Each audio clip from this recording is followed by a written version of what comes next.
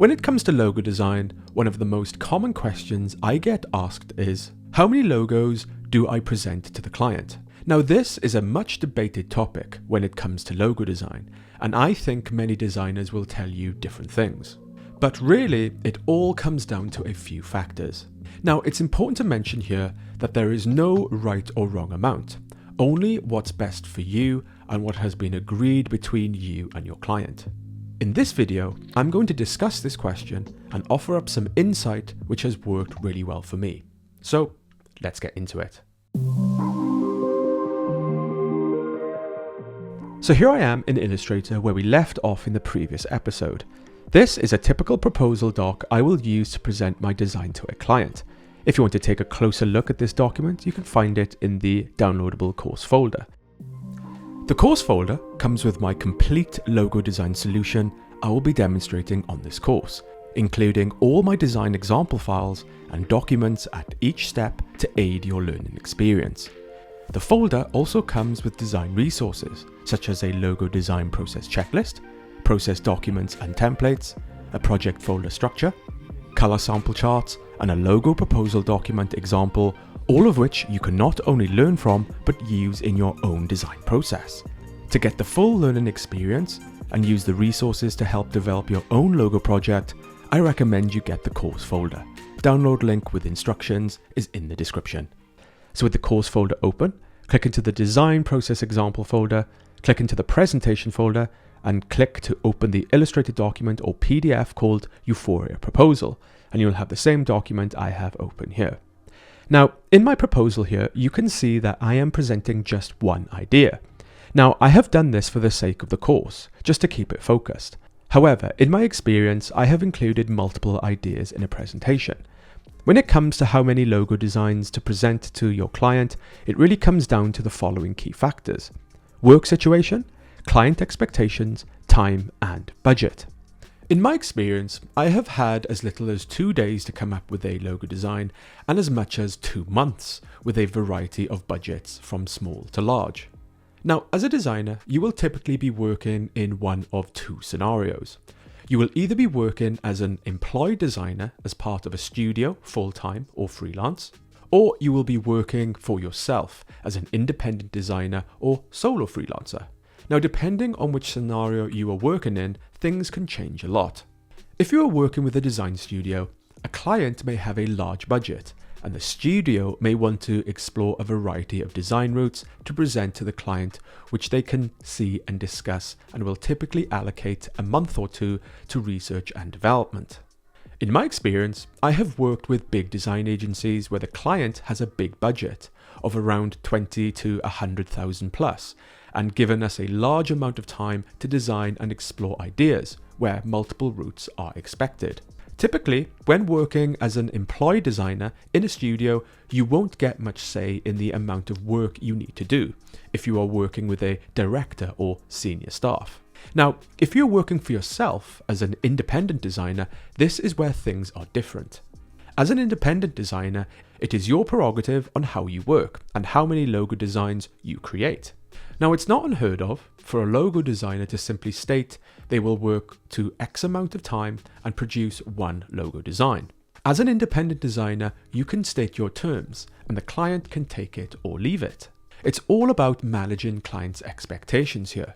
If you agree with the client and they are happy, then you may only have to develop and present one logo design to the client.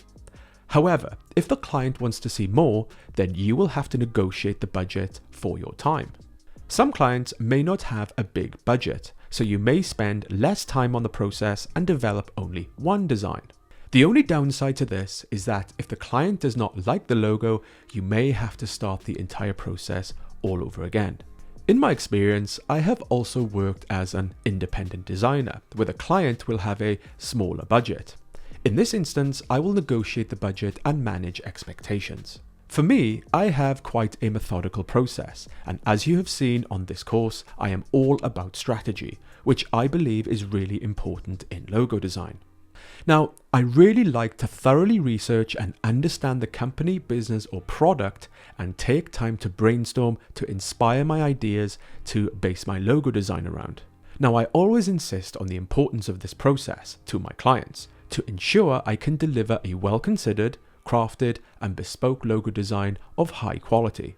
Now, normally, I won't design a logo for anyone unless I can spend at least a few working days on research and development, and then at least a working week on artworking the logo design and developing a client proposal. Now, there is never one amazing idea for a logo design. During my research and development, I always discover lots of exciting ideas and come up with lots of exciting and interesting logo designs. And when artworking these up, there may be more than one strong design I may want to share with the client. Personally, the maximum number of logo concepts I would show to a client is 3, and they have to be distinct ideas offering a different approach.